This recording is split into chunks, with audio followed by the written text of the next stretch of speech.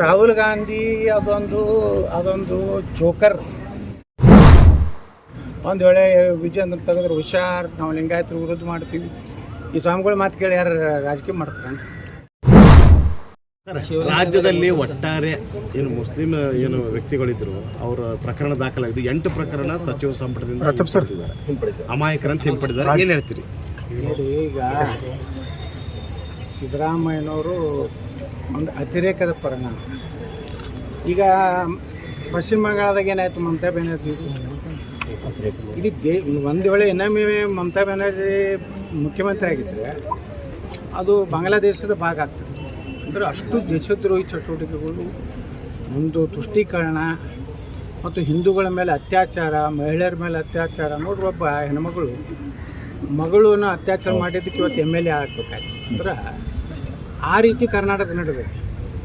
ಇವರು ಸಿದ್ದರಾಮಯ್ಯನವರು ಅತಿ ಆಯಿತು ನೋಡಿ. ಎಷ್ಟೋ ಹಿಂದೂ ಕಾರ್ಯಕರ್ತರು ಗೋ ರಕ್ಷಣೆ ಸಲುವಾಗಿ ಅವ್ರದ್ದು ಹತ್ಯೆಗಳಾಗ್ಯಾವ ಮತ್ತು ಎಷ್ಟೋ ಸಲ ಅವ್ರ ಮ್ಯಾಗೂ ದಾಖಲೆಗಳಾಗ್ಯಾವ. ಅವ್ರೂ ಸಹ ಸಮಾನ. ನೀನು ಜಾತ್ಯತೀತ ಇತ್ತಂದ್ರೆ ಎಲ್ಲರನ್ನೂ ನೋಡ್ಬೇಕಲ್ಲ. ಒಂದೇ ವರ್ಗದ ಕೆಲವೊಂದು ಕಲ್ಲು, ಯಾರು ನಮ್ಮ ಕೇಂದ್ರ ಸಚಿವರ ಕಾರಿನ ಮೇಲೆ ಕಲ್ಲು ಹೋಗೋದಂಥದ್ದು, ಗುಂಡಾಗಿರಿ ಮಾಡೋದ. ಇವತ್ತು KGHಳ್ಳಿ DGಹಳ್ಳಿಯಲ್ಲಿ ಪೊಲೀಸ್ ಸ್ಟೇಷನ್ಗೆ ಬೆಂಕಿ ಹಚ್ಚೋದವರು, ಹುಬ್ಬಳ್ಳಿಯಲ್ಲಿ ಪೊಲೀಸ್ ಸ್ಟೇಷನ್ ಬೆಂಕಿ ಹಚ್ಚೋದು, ಇಂಥವ್ರನ್ನೆಲ್ಲ ನೀವು ಬಿಟ್ಕೊತ ಹೋದ್ರೆ ಕರ್ನಾಟಕದಲ್ಲಿ ಅರಾಜಕತೆ ಆಗ್ತದೆ. ಮುಂದೆ 2028ಕ್ಕೆ ನಿಮ್ಮನ್ನ ಕಾಂಗ್ರೆಸ್ನ ಬುಡ ಸಹಿತ ಜನ ಕಿತ್ತೋಗಿತ್ತಾರೆ. ಅಲ್ಲ, ಇದು ಕ್ರೈಮ್ ಮಾಡಲಿಕ್ಕೆ ಮತ್ತೆ ಪ್ರೋತ್ಸಾಹ ಕೊಟ್ಟ ನೋಡ್ರಿ. ಈಗೆಲ್ಲ ನೀವು ಕೇಸ್ ತಗೋತ ಹೋದ್ರೆ ಇದನ್ನು ನೋಡ್ರಿ ಆಗಬೇಕು. ಈಗ ಅದನ್ನು ಕೋರ್ಟ್ನಾಗ ಚಾಲೆಂಜ್ ಮಾಡ್ತಾರೆ. ಇಂಥ ಪ್ರಕರಣಗಳಲ್ಲೆಲ್ಲ ಹೆಂಗೆ ಬೇಕಾದಂಗೆ ನಾವು ಬೇಜವಾಬ್ದಾರಿತನ ತಗೊಳಕ್ಕೆ ಆಗೋದಿಲ್ಲ. ನ್ಯಾಯಾಲಯ ಅನ್ನೋದು ಒಂದು ಐತಿ ದೇಶನಾಗ. ಎಷ್ಟೋ ಪ್ರಕರಣಗಳು ತಗೊಂಡಿದ್ದು ಮತ್ತು ವಾಪಸ್ ಸುಪ್ರೀಂ ಕೋರ್ಟ್ ತನಕ ಅದನ್ನು ಇದು ಮಾಡ್ಯಾರ, ಇದು ಮಾಡ್ಬೇಕಂತ. ಇಂಥದ್ರ ಬಗ್ಗೆ ವಿರೋಧ ಪಕ್ಷದ ಏನೇನು ಕೆಲಸ ಇಲ್ಲ. ವಿರೋಧ ಪಕ್ಷದಾಗಿ ಖಂಡನೆ, ಬರೀ ಖಂಡನೆಗೆ ಮೂಲ ಸೀಮಿತ ಆಗಿ ಹೊರತಾಗಿ ವಿರೋಧ ಪಕ್ಷ ಸಂಪೂರ್ಣ BJP ಒಳಗಂತೂ ನಾಯಕತ್ವದ ದೊಡ್ಡ ಕೊರತೆ ಆಗೈತೆ. ಅದು ಬರೀ ಯಾಕಂದ್ರೆ ಈ ವಿಜೇಂದ್ರಗೆ ಈ ಸರ್ಕಾರ ವಿರುದ್ಧ ಜೋರಾಗಿ ಮಾತಾಡೋದು ಧ್ವನಿ ಇಲ್ಲ. ಯಾಕಂದರೆ 108 ಭ್ರಷ್ಟಾಚಾರ ಆರೋಪ ಅದಾವೆ ವಿಜೇಂದ್ರ ಮೇಲೂ ಅದಾವು. ಅವ್ರ ತಂದೆ ಸಹಿ ಡೂಪ್ಲಿಕೇಟ್ ಮಾಡಿದ ಸಹಿನೂ ಅದಾವು. ಅವ್ರ ತಂದೆ ಮೇಲೆ ಪೋಕ್ಸೋ ಇದೆ. ಹೀಗಾಗಿ ಅವ್ರ ನೈತಿಕತೆ ಇಲ್ಲ. ಇವತ್ತಿನ ವೀಕ್ಷಕರು ಬಂದಾರ್ತು BJP ಅವರು. ಮತ್ತು ಇವನ್ನೇ ಮುಂದೆ ಇದೇ ಕುಟುಂಬ ಮುಂದುವರ್ಸೋದಂದ್ರೆ BJPದು 4 ಸ್ವಾಮಿಗಳು ಹಿಡಿದಾರೆ. ಅವರಿದ್ರೆ ಹೋಗಿ ಯಡಿಯೂರಪ್ಪ ಯಾವ ಕರಿತಾನೆ ಹೋಗಿ ತಲೆ ಮಕ್ಕೈ ಇಡ್ತಾರೆ. ಅವ್ರ ಕಡೆಯಿಂದ ಪ್ರೈಮ್ ಮಿನಿಸ್ಟ್ರಿಗೆ ಅಮಿತ್ ಶಾ ಫೋನ್ ಮಾಡಿಸ್ತಾರೆ. ಒಂದು ವೇಳೆ ವಿಜಯೇಂದ್ರ ತೆಗೆದ್ರೆ ಹುಷಾರ್, ನಾವು ಲಿಂಗಾಯತರು ವಿರೋಧ ಮಾಡ್ತೀವಿ. ಈ ಸ್ವಾಮಿಗಳು ಮಾತು ಕೇಳಿ ಯಾರು ರಾಜಕೀಯ ಮಾಡ್ತಾರೆ? ಹಿಂಗೆ ಹೋಗೋದು ಸರ್. ಯಾವುದು BJP ನೋಡ್ರಿ. ಈಗ ಯಾರೋ ಪ್ರಾಮಾಣಿಕರು ಬಂದಾರತೈತೆ. ಯಾರೋ ಅವರು 2 ವೀಕ್ಷಕರು ಬಂದಾರೆ. ಬಹುಶಃ ಅವ್ರನ್ನ ಬುಕ್ ಮಾಡ್ಲಿಕ್ಕೆ ಆಗೋದಿಲ್ಲ ವಿಜೇಂದ್ರಗೆ. ಹಂಗೆ ಅನ್ನಿಸ್ತೈತೆ ನನಗೆ. ಸುದ್ದಿ ಬಂದ ಪ್ರಕಾರ ಇವ್ರು ಸ್ಟ್ರಿಕ್ಟ್ ಅದಾರೆ. ಈಗ ಬಂದವ್ರು ಈಗೇನು ರಾಷ್ಟ್ರೀಯ ಸಹ ಪ್ರಧಾನ ಸಂಘಟನಾ ಏನು ಬಂದಾರಲ್ಲ, ಅವರು ಇನ್ನೊಬ್ಬರು ನಮ್ಮ ದೊಡ್ಡ ರಾಜ್ಯಸಭಾ ಸದಸ್ಯರು ವರ್ಷದ ಇಬ್ಬರು ಪ್ರಾಮಾಣಿಕರದಾರ. ಅವರು ಏನಾರೇ ಪ್ರಾಮಾಣಿಕವಾಗಿ ಈ ಕರ್ನಾಟಕದ ಪರಿಸ್ಥಿತಿ ಕೊಟ್ಟರೆ ಕರ್ನಾಟಕದಲ್ಲಿ BJP ಉಳಿತೈತೆ. ಮತ್ತು ಇದೇ ಭ್ರಷ್ಟ ಕುಟುಂಬನೇ ಮುಂದುವರ್ಸಿದ್ರೆ BJPನೂ.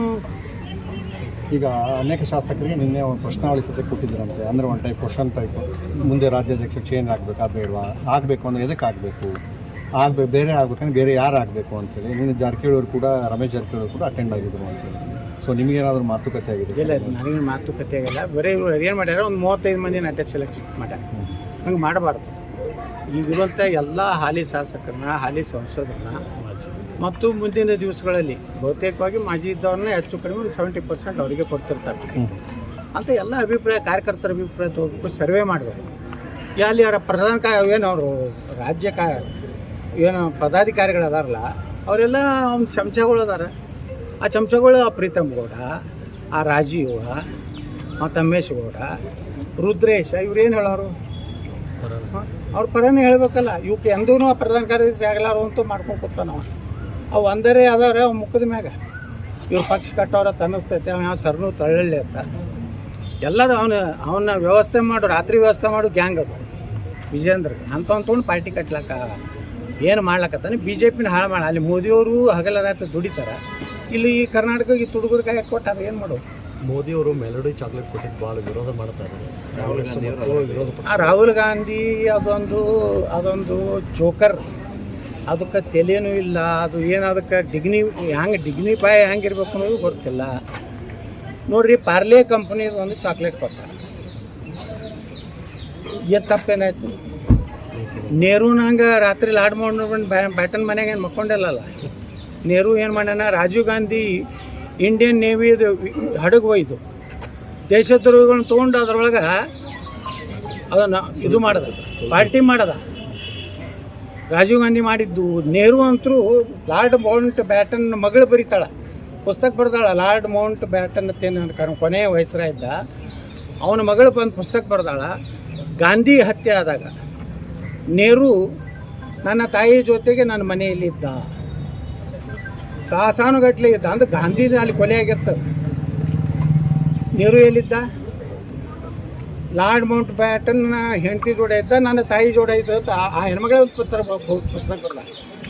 ನೋಡಿ, ಇಂಥ ದೇಶದ್ರೋಹಿ ಕೆಲಸ ಮಾಡಿದಂಥ ಕುಟುಂಬ ಅದು ಮತ್ತು ಅದಕ್ಕೆ ಯಾವುದೂ ಇಲ್ಲಲ್ಲ. ಅದು ಯಾವ ಜನಾಂಗದ್ದು ಅದೂ ಇಲ್ಲಲ್ಲ. ಹಿಂದೂವರೇ ಐತೆ, ಅದೂ ಇಲ್ಲ. ಮತ್ತೊಂದು ಜನಾಂಗ ಅದೂ ಇಲ್ಲ. ಅದು ಯಾವುದೇ ಪೂರ್ತಿ ಕ್ರಾಸ್ ಐತೆ. ಹೀಗಾಗಿ ಅವನಿಗೆ ಏನು ಬರ್ತದೆ ಬಾಯಿಗೆ ಬಂದಂಗೆ ಮಾತಾಡ್ತಾನೆ. ಅದು ಗೌರವನೇ ಕಳ್ಕೊಂಡ್ಬಿಟ್ಟಾನೆ. ಅವ್ನು ಹೆಂಗೆ ಬರ್ಬೇಕು, ಪಾರ್ಲಿಮೆಂಟಿಗೆ ಹೆಂಗೆ ಬರ್ಬೇಕು ಅನ್ನೋ ಕನಿಷ್ಠ ಸೂಚನೆ ಇಲ್ಲ. ಚಾಕ್ಲೇಟ್ ತಿನ್ಕೋತ ಬರ್ತಾನೆ, ಅಂಗಿ ಗುಂಡಿ ತಕೊಂಡು ಬರ್ತಾನೆ. ಒಂದು ಪಾರ್ಲಿಮೆಂಟ್ನಾಗ ಎಂತಿಂತವ್ರು ಆಗಿ ಹೋಗ್ಯಾರ ಈ ದೇಶದಾಗ. ವಲ್ಲಭಭಾಯಿ ಪಟೇಲ್ರು, ಲಾಲ್ ಬಹದ್ದೂರ್ ಶಾಸ್ತ್ರಿ ಅವರು, ಎಂತಿಂಥ ಪುಣ್ಯಾತ್ಮರು ಅಲ್ಲಿ ಕೂತು ಹೋಗ್ಯಾರ. ವಿರೋಧ ಪಕ್ಷದಾಗ ಎಂತಿಂಥವ್ರು ಇದ್ರು ಹಿಂದೆ. ಈಗ ಇಂಥವನೊಬ್ಬನ ಅಯೋಗ್ಯನ ಮೊದಲು ಇವನೇ ದೇಶದ್ರೋಹಿ ಎತ್ತ ಒಳಗೆ ಹಾಕ್ಬೇಕು. ನನಗೆ ಕೆಲಸ ಅಟ್ಟ ಹಗರಣದವು. ಇವ ಸುಬ್ರಹ್ಮಣ್ಯಂ ಸಾಹೇಬ್ ಹೇಳಿದ್ರು, ಗಾಂಜಾ ಚರಸ್ಸು ಮತ್ತು ಇದ್ರಾಗ ನಶೆದಾಗ ಇಂಟರ್ನ್ಯಾಷನಲ್ ಏರ್ಪೋರ್ಟ್ನಾಗ ಸಿಕ್ಕಿದ್ದ. ಅವತ್ತು ಅಟಲ್ ಬಿಹಾರಿ ವಾಜಪೇಯಿ ಪ್ರಧಾನಮಂತ್ರಿ ಇದ್ರು. ನಮ್ಮ ದೇಶದ ಮರ್ಯಾದೆ ಹೋಗಬಾರ್ದು ಅಂತೇಳಿ ಇವನು ಬಿಡಿಸ್ಯಾರ. ಇವನ ಏನೋ ಹೋಗಿದ್ದಲ್ಲ, ಇವ ಡ್ರಗ್ ಅಡಿಕ್ಟ್ ಇದ್ದ. ಪ್ರಧಾನಮಂತ್ರಿ ಬಗ್ಗೆ ಮಾತಾಡೋ ನೈತಿಕತೆ ಇಲ್ಲ. ಪ್ರಧಾನಮಂತ್ರಿ ಇಡೀ ತನ್ನ ಜೀವನಾನೇ ದೇಶಕ್ಕೆ ಕೊಟ್ಟಂಥ ಪ್ರಧಾನಮಂತ್ರಿ ಹೇಳಿದಾರೆ. ಈ ಚಾಕ್ಲೇಟ್ ಕೊಡುವಂಥದ್ದು ಏನಿಲ್ಲ. ಚಾಕ್ಲೇಟ್ ಕೊಟ್ಟಿದ್ದರಿಂದ ನಮ್ಮ ದೇಶದ ಒಂದು ಪ್ರಾಡಕ್ಟು ಜಗತ್ತಿಗೆ ಗುರ್ತಾಯಿತು. ಅಂದ್ರೆ ಭಾರತನಾಗೂ ಇಂಥ ಒಂದು ಚಾಕ್ಲೇಟ್ ತಯಾರು ಮಾಡ್ತಾರಪ್ಪ. ಮತ್ತು ಅವರು ಇಟ್ಲಿ ಪ್ರಧಾನಮಂತ್ರಿನೇ ಅಪ್ರಿಷಿಯೇಟ್ ಮಾಡ್ಯಾರಲ್ಲ. ಪರಿಶ್ರಮಿ ಪ್ರಧಾನಮಂತ್ರಿ ಅಂತೇಳಿ ಬಿರುದು ಕೊಟ್ಟಾರೆ. ಯಾರು? ಇಟ್ಲಿ ಪ್ರಧಾನಮಂತ್ರಿ. ಹಾರ್ಡ್ ವರ್ಕ್, ಪರಿಶ್ರಮ ಅನ್ನುವಂಥದ್ದಕ್ಕೆ ಯಾವುದೋ ಒಂದು ಸಂಸ್ಕೃತಿ ವರ್ಡ್ ಉಪಯೋಗ ಮಾಡಿ ಅದನ್ನು ಹಾರ್ಡ್ ವರ್ಕ್ ಅಂತ ಹೇಳ್ತಾರೆ. ಒಬ್ಬ ದೇಶದ ನೋಡ್ರಿ, ನಿನ್ನೆ ಶರದ್ ಪವಾರ್ ಹೇಳ್ಯಾರ. ಶರದ್ ಪವಾರ್ ವಿದೇಶದ ಪ್ರಧಾನಮಂತ್ರಿ ಹೋಗಿದ್ದನ್ನ ನಾವು ಅಪಮಾನ ಮಾಡಬಾರ್ದು. ಅವ್ರ ದೇಶಕ್ಕೆ ಒಳ್ಳೇದಾಗುವುದಕ್ಕೆ ಅವರೇನು ನೋಡ್ರಪ್ಪ. ನಮ್ಮ ಮೋದಿಯವರಿಗೆ ಏನು ಕುಡಿ ಚಟ ಇಲ್ಲ, ತಿನ್ನು ಚಟ ಇಲ್ಲ, ಯಾವುದೂ ಇಲ್ಲ. ಅವ್ರು ಎದಕ್ಕೆ ಹೋಗ್ತಾರೆ? ದೇಶದ ಸಲುವಾಗಿ. ಇವತ್ತು ಬ್ರೆಜಿಲ್ಗೆ ಹೋದರು. ಅಲ್ಲಿ ಹೋದರೆ ಒಂದೊಂದು ದೇಶಕ್ಕೆ ಹೋದರೆ ಒಂದೊಂದು ದೇಶಕ್ಕೆ ತೊಗೊಂಡು ಬರ್ತಾರೆ. ಯಾರು? ರಾಜರಾಜ ಚೋಳನ ಕಾಲದಲ್ಲಿ 1016ನೇ ಇಸ್ವಿಯಲ್ಲಿ ಅವರ ಇತಿಹಾಸ. ಇವತ್ತು ತಮಿಳ್ನಾಡ್ದಾಗ ಏನು ಸಂಸ್ಕೃತ ಅಂದ್ರೆ ಅವ್ರ ವಿರೋಧಿಗಳು, ಅಲ್ಲಿಂದ ಸನಾತನ ಧರ್ಮದ ವಿರೋಧಿಗಳು ಏನೊಂದು ಇದೆ. ಆ ರಾಜರಾಜ ಚೋಳ ಏನಿದ್ದ ಅವನದು ಇದು ಎಲ್ಲಿ ತಾನೇ ಇತ್ತು? ಕಾಂಬೋಡಿಯಾ ತಾನೇ ಇತ್ತು ಒಂದು ರಾಜ್ಯ. ಅವ್ರ ಇತಿಹಾಸ ಇರಲಿಲ್ಲ. ಇವತ್ತು ಇತಿಹಾಸಕ್ಕೆ ಮೋದಿಯವರು ಹೋಗಿದ್ದರಿಂದ ಅವನ್ನೆಲ್ಲ ನಮ್ಮ ಪ್ರಧಾನಮಂತ್ರಿಗಳು ಕೊಟ್ಟಾರೆ. ಅಂದರೆ ಚೋಳ ಡೈನಾಸ್ಟಿ ಏನಿತ್ತಲ್ಲ ಭಾರತದಲ್ಲಿ, ಅವರು ಅವಾಗ ವಿದೇಶದ ವ್ಯಾಪಾರ ಮಾಡ್ತಿದ್ರು. ಚೋಳ ರಾಜ ಕಟ್ಟಿದಂಥ ಆ ದೇವಸ್ಥಾನ ನೋಡಿದ್ರೆ ಇವತ್ತು ಅದ್ರ ಮ್ಯಾಗಿನ ಗುಮ್ಟ ಹೆಂಗೆ ಇವತ್ತಿನ ಇಂಜಿನಿಯರ್ಸ್ಗಳಿಗೆ ಸಹಿತ ಚಾಲೆಂಜ್ ಐತಿ.